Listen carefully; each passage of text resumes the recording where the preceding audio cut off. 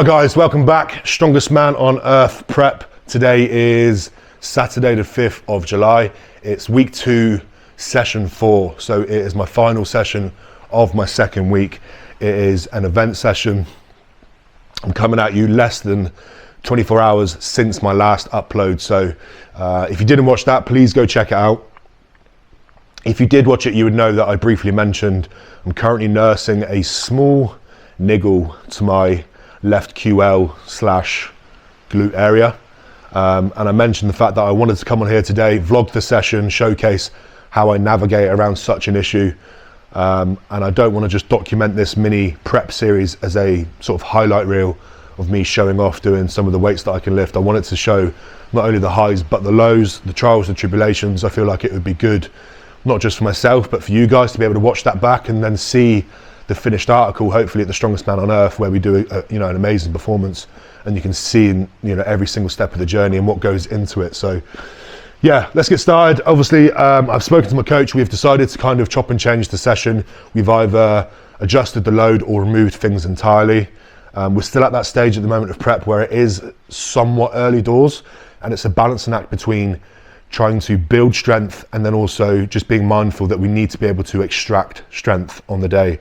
And you're not going to be able to extract your full strength potential if you have issues. So it's one of those ones. I could definitely come in today and hit the programmed session and it would do my ego a world of good, but ultimately we could be risking a setback which could bleed into the next 2 or 3 weeks. And as it currently stands, this issue will more than likely be fixed this time next week if I'm careful. So yeah, without further ado, we are supposed to be doing safety squat bar Zercher banded extensions, which is a bit of a mouthful, but basically holding a safety squat bar in a Zercher position, and then you're just out of a rack, you're doing big extensions, working that triple extension. It's really good for things like stone loading. That's why we're doing it. But we've decided to knock that one on the head today. So we will start with some frame carry with a high pickup height. We've got low to mid 300s. We will just go into that with a lower entry point and we will just ascend up, see how the body feels and react accordingly. I always tell my clients to operate within a 2 out of 10 pain threshold or lower whenever they have any kind of persistent or reoccurring issues and niggles. So don't allow it to go over that 2 out of 10 threshold, which I guess I will just be mindful of. That will be the metric that I use for this session today. It does take a bit of kind of introspection to be able to, in the moment, stop and think and not get too carried away, but I'm getting pretty good at doing that now. Moving on, we've got a throw. So it programmed bag throw, 5 heavy singles. We won't be doing that today, but instead we've decided we will get hands on with the keg and we will see how that feels. I've never actually thrown a keg before, so we will just reduce the load. We will get to grips with how the actual keg feels in the hand, and if any adjustments need to be made between transitioning from throwing bags to kegs. So we'll give that a crack, and then we will finish up with some power stairs, and again we'll probably just rein back on the intensity somewhat and get the workload and the volume in instead that way. So hopefully by the end of the session we've ticked off a good couple of events, nothing too crazy, a good amount of blood flow into the area to promote that healing and recovery. And then continue to build momentum without any more setbacks. That's always the goal. So we'll get started. We'll do some boring movement prep. You guys, for some reason, absolutely love movement prep. I've got a good couple of gems in here for you. Really good glute activation stuff. So we'll get started with that, and then we'll head down to the barn to do some events.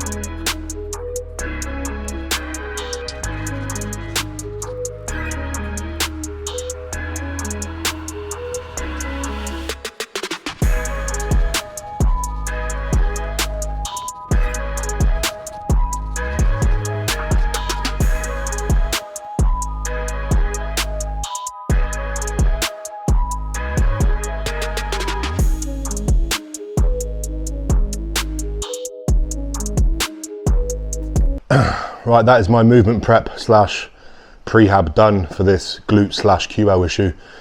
You would have seen a combination of different exercises then. I think it's good to have like an archive of exercises that you can just kind of adjust on the fly and do on the day.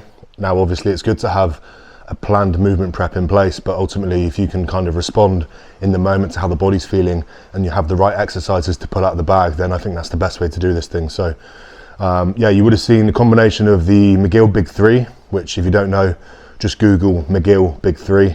Great for core, glute activation, and sort of really good for back health as well. Hi Ronnie. Hello mate. Say hello. Yeah, so the McGill Big 3.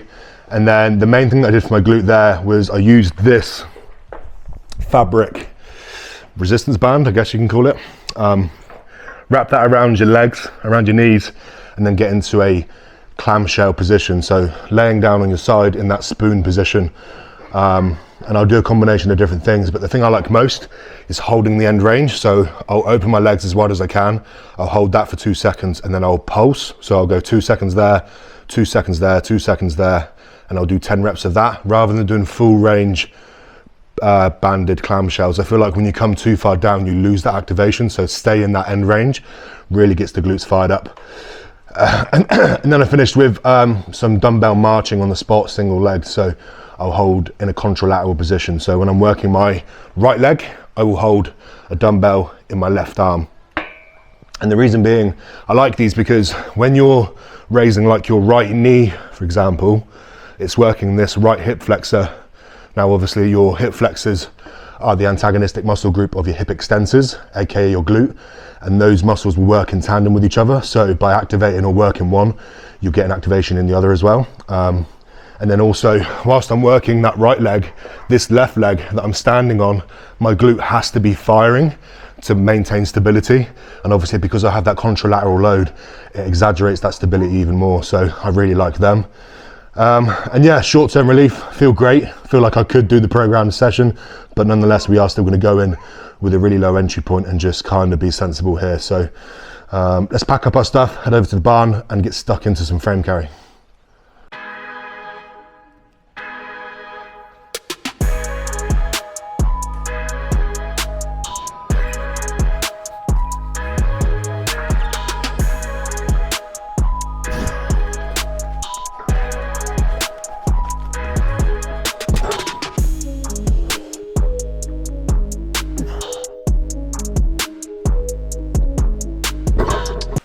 Right, so that last pickup then was 270. Feels all right. So I'm gonna do 310 now for my first working set. Now this will either be the heaviest that I go today, and then I'll do some drop downs depending on how it feels, or if it feels good, I'll go up to the programmed 330. So we'll see how it feels, see how it moves, and then we'll make a decision on the fly. But we'll do 310 now, 15 meters, and I think I have to hold it at the end as well for 5 to 10 seconds. See how that feels, go from there.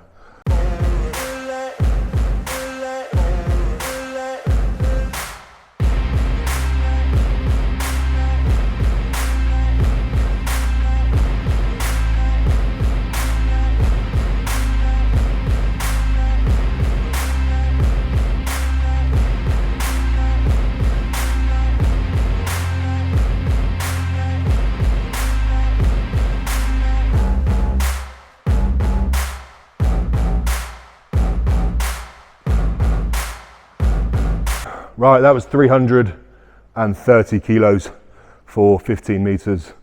I was supposed to hold it at the end for 5 to 10 seconds, but kind of had a brain fart, kind of also dropped it, which is annoying.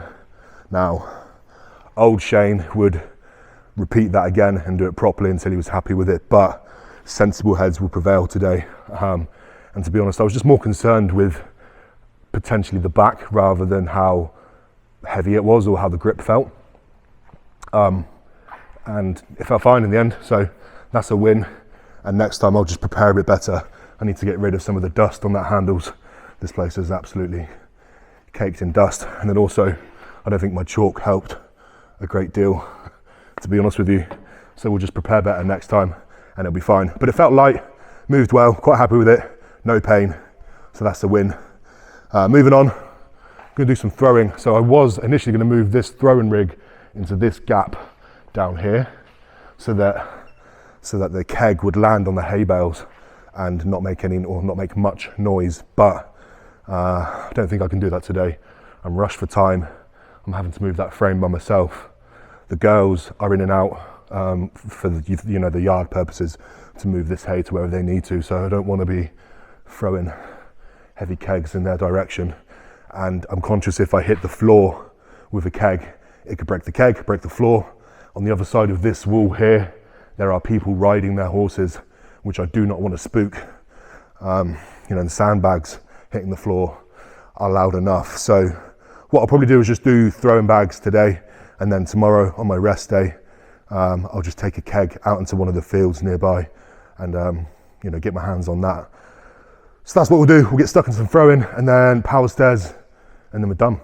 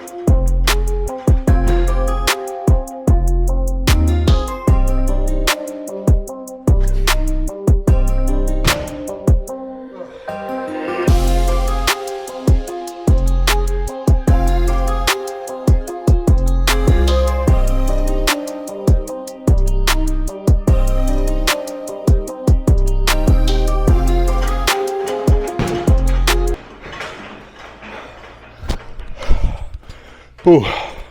Right, that was 32 kilos over 4.6. It's the same weight that I did for a single last week. The program called for 5 singles, but do you know what? It actually felt all right. So I guess you can kind of call that one set of 5 with, 15-20 seconds rest. Yeah, we'll take it. I'm still not as powerful as what I would be towards the end of the prep. I think this small niggle is inhibiting me somewhat, probably just more mentally than physically. This is quite a ballistic movement, so although it's light, you are obviously putting a lot of force production through that joint, which I'm just kind of conscious of. But yeah, we'll take it. Happy with that. Moving on to power stairs. Right, last event today is power stairs. Now, I haven't done power stairs.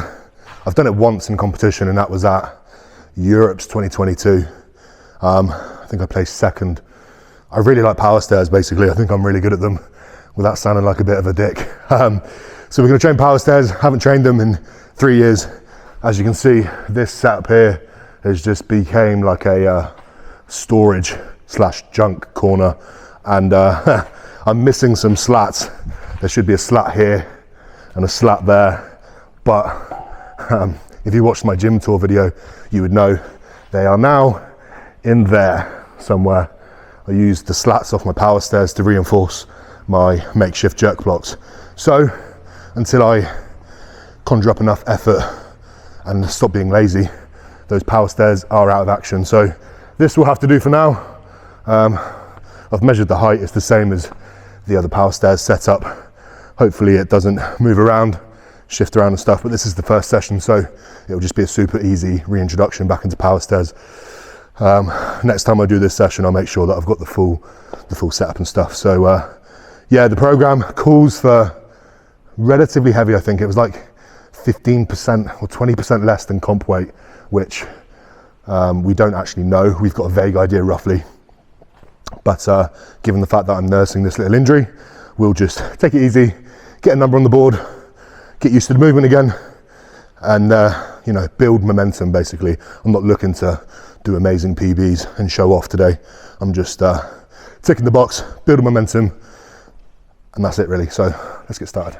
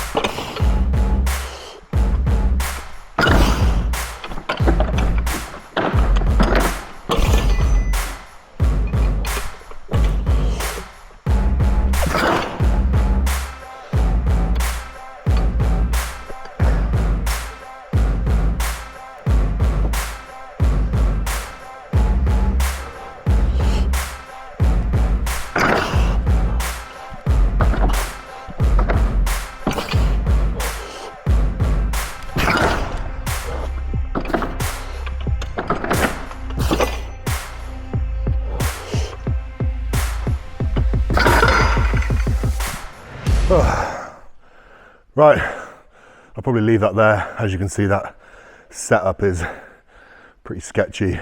I'll have to sort out the actual power stairs for my next session, which will be in a fortnight's time. So yeah, overall, really good session. Obviously just showing you guys that, you know, I've got a bit of a niggle. It's nothing serious, but it could be serious. So, you know, you've got to treat it with respect and be smart. The ego side of me wants to do the biggest, best sessions possible, because in my mind, you know, that would mean that you have the best peak possible, but practically nothing ever is perfect. You've just got to be smart with your approach. So yeah, leaving this session, haven't exaggerated the issue. If anything, it feels better because I've engaged it. Blood flow, all that good stuff, pushing nutrients into the area, help it kind of heal, repair, and yeah, real good. Happy with the throwing, frame, power stairs, decent session. So yeah, call it a day, guys. Thank you for watching. Probably a bit of a boring one, maybe, I don't know. I think all of these are boring, but you guys seem to like them. So please like, comment, subscribe, share, flower emojis, all that good stuff. Good luck to everyone competing in an hour's time at the Royal Albert Hall. Gutted I'm not there. I've got a bit of FOMO, I'm not gonna lie, but yeah, I've got to just stay in my lane and do my thing. So yeah, that's it for now, guys. Merchandise is coming. I expect it here within the next couple of days. As soon as it lands, I'll stick it on the website.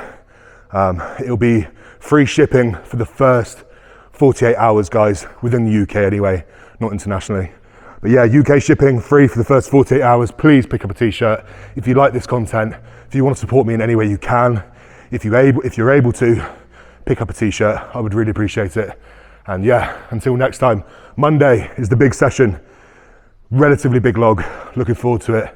I'll vlog that one, so I'll see you then.